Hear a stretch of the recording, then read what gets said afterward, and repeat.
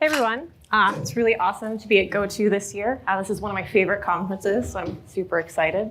And thanks for spending your afternoon with me.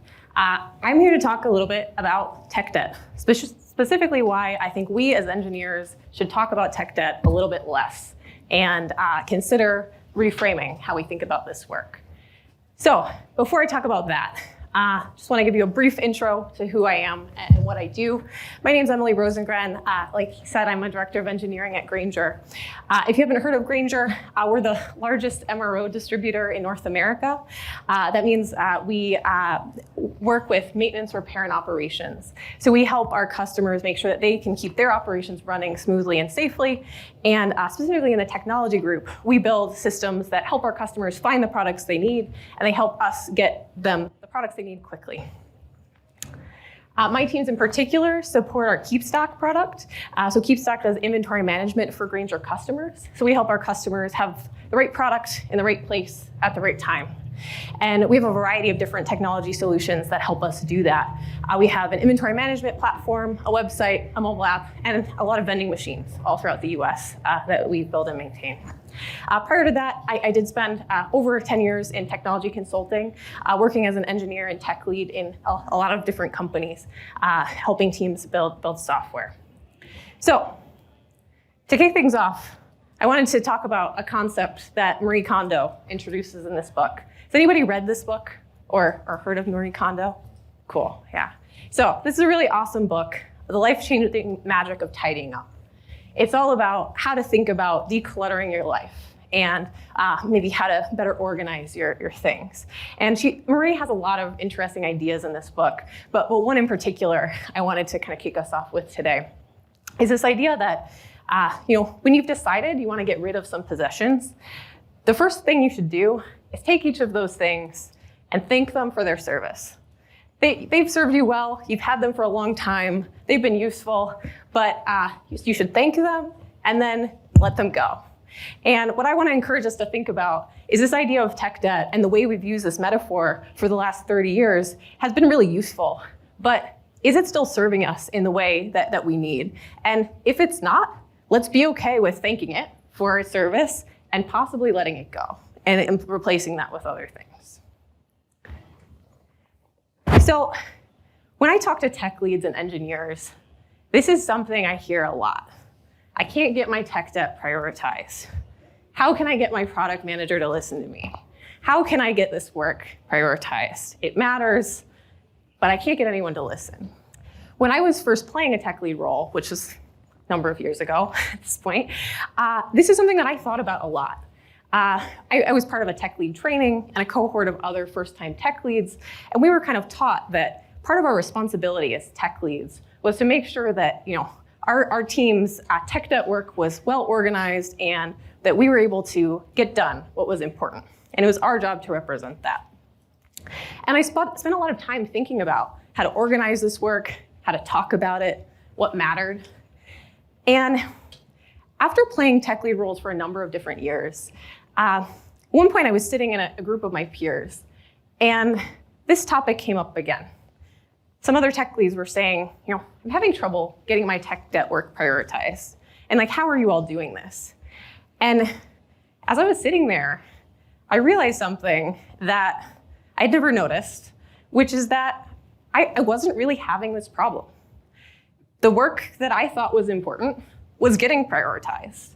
And I also realized that I had stopped calling it tech debt a while ago. And I hadn't done that with intention or consciously, but I had. I'd stopped using that term.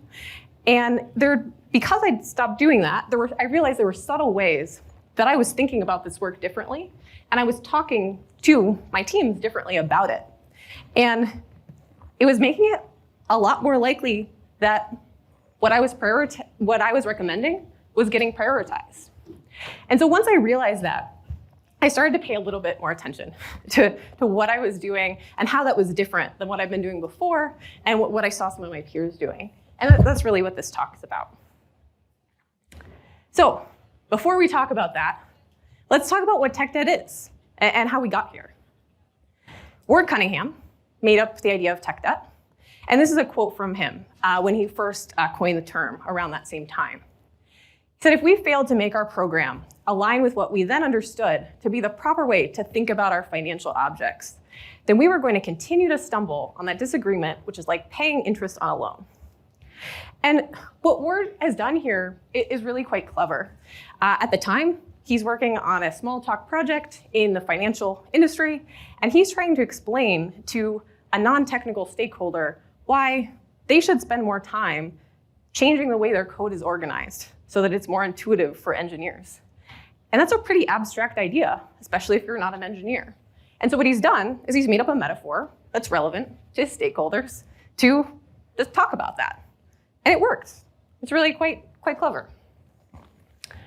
Martin Fowler has put a slightly different flavor on top of Ward's definition. So Martin says, any software system has a certain amount of essential complexity required to do its job. But most systems contain cruft, which is it's a pretty fun word, isn't it? It makes it harder to understand. And cruft causes changes to take more effort. The technical debt metaphor treats cruft as debt, whose interest payments are the effort these changes require.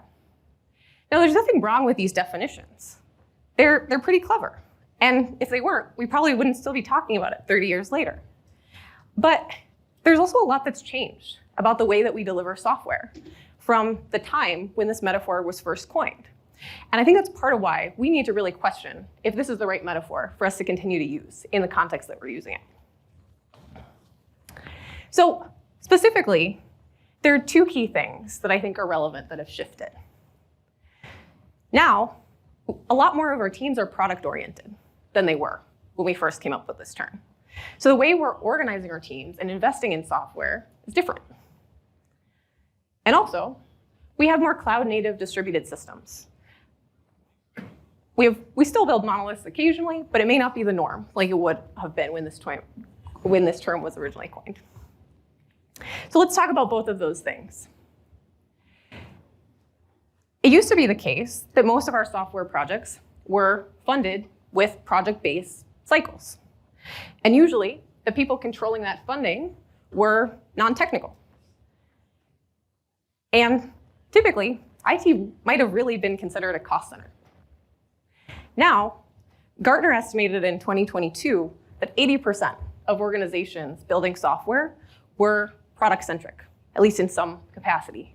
And even those that don't identify as product-centric are much more likely to have teams that are funded around a long-lived software asset and a team that's going to change that over time. And as we've been doing this, the makeup of who's making decisions about that technology is changing too.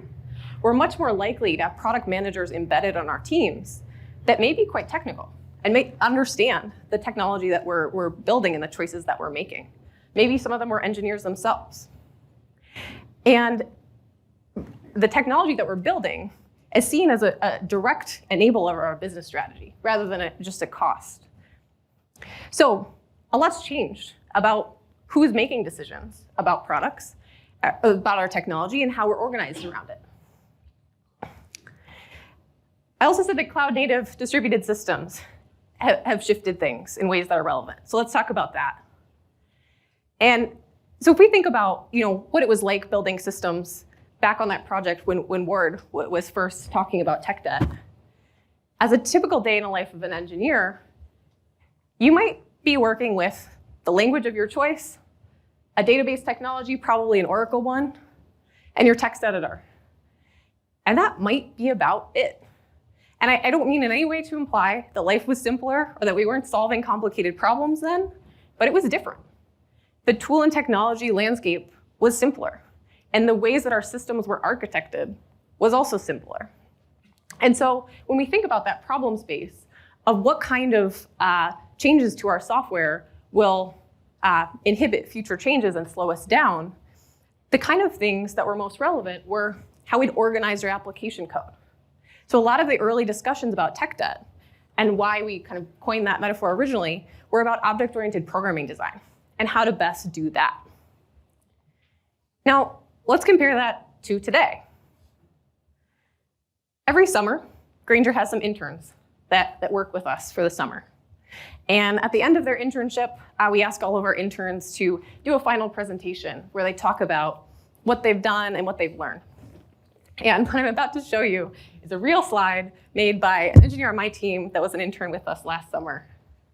And this is what he said he learned over the summer. And this is really quite nuts, but it's real.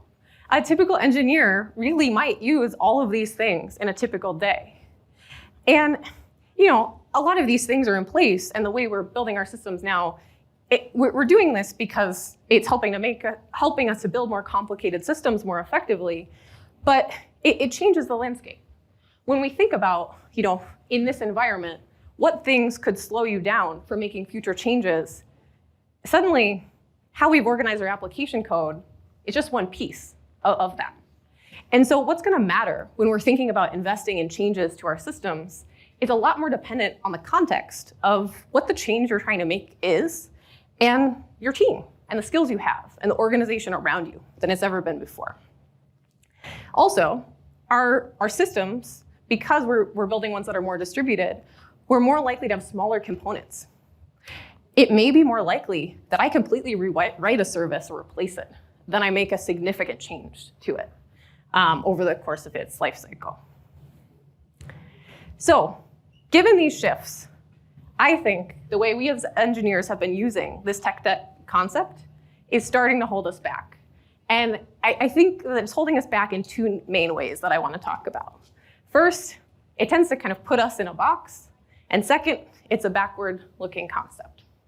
So let's break these down.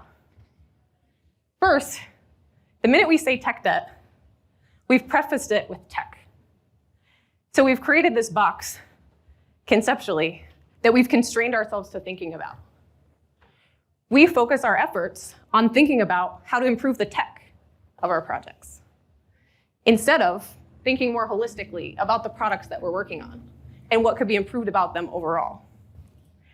And often, as we focus on that box of technical improvements, we sometimes forget to explain, even to ourselves, why the stuff in that box really matters. So we've labeled it as debt, and that sounds bad, and so probably I should get to pay down tech debt. And so sometimes when we approach our product partners or others, if you come to them with a list of tech debt and don't really explain why it matters, should we really be surprised when we don't always get to do it? So that's the first piece. Second, let's talk about debt and that metaphor. When we think about debt, generally, at some level, you think about some kind of static ledger. If Patrick and I go to lunch and I pay, I'm going to remember that I paid for his lunch until he pays me back. When we think about tech debt, it encourages us to think about the fact that we've made a decision about something that we need to go back and fix. We have to keep a record of this choice that we've made, and we have to go back and fix it. And I'm not sure that's helpful. Look at these Legos for a minute. So, that one in the middle is red. Doesn't match the others. Does it matter? Well, it depends. If I'm trying to build a massive Lego landscape of East Central Illinois and I need a large cornfield on the side there, maybe I need a lot of yellow Legos, and then it's a problem that red one is there, and I should look for the chance to switch it out for a yellow one. Now, what if I'm building the tallest Lego tower I can, and this is the bottom? That really doesn't matter at all. But the minute that we've categorized that red Lego as debt, it's gonna bother me. I'm gonna wanna fix it. And while intellectually, we may know that there are good kinds of debt out there, and sometimes debt makes sense, it's still gonna bother us. We still are going to be inclined to think about it and wanna come back and fix the things that we've labeled as debt. And that really may not be the right thing for us or our teams or our products. Because when you think about it, really, and I feel pretty strongly about this, I think there is bad software and there's better software, but there's really no thing as the best software or the right implementation. And writing good software is all about making trade-offs that align to your goals in ways that you understand. And so the context around the software we're building is always changing. We learn more about the problem space, our user base changes, the tools we have available changes, our team changes. It changes in a lot of different ways every day. And we're gonna make the best trade-offs about our technology from our current context and understanding how our system is performing now and what it needs to do and what it needs to do in the future, rather than looking back at that list of technical decisions we made last year that we felt were suboptimal at the time. So, what should we do instead? So first, I want to encourage us to, when we talk about work on our teams that we think that should be done and that needs to be prioritized, try to stop labeling it tech debt. When you talk to your team about it, don't call it tech debt. And the minute you take away that label, it's subtle, but it's going to change the way you think about the work. And it's going to force you to be more precise about what that work is and why it matters. And the way you talk about it is going to be more compelling. If we go back to that idea that Martin Fowler mentioned of cruft being in your software, really, cruft is part of our product too. And the type of cruft we have in our software and where it exists may be a completely acceptable and appropriate reflection of the trade-offs that we've made as we've been delivering that software. And we should be okay with that. We don't need to apologize for it. We may not even need to keep track of it. As long as we know what our system does and what it needs to do. That's way more important. Now, I'm not trying to say that we as engineers should not have a say in what gets prioritized and how work gets done. In fact, I actually think that we should have a bigger impact. I think we as engineers should influence the direction of the products we work on, but not just the technical approaches. We should influence everything. Why shouldn't we? And we should do this all the time. We shouldn't constrain ourselves to focusing on a box of things that we call tech debt. And we should constantly be looking at what we think would make our products better. The perspectives that we're going to bring are different, and those are going to be useful. So how do you do this? There's a couple things that are important. First, when you bring up the work and when you choose to do it matters. It can be really tempting to just put a ticket in the backlog for something you want to come back to. And if you've ever looked at like a tech debt epic in a Jira or any software team you've been on, everyone I've seen is basically the equivalent of your kitchen junk drawer of it's full of stuff. Some of that stuff might be useful, some of it might be important. But can you tell? And when do you decide when to pull it out? Who knows? Can you find it when you need it? Try to stop doing that. Instead, as you're doing new work, look at your system. What needs to be better about it? What can I improve as I make every change? And do the work when it's relevant to what you're trying to deliver. That'll help make sure that you're focusing on the things that matter, because you're focusing on the areas of your system that's changing.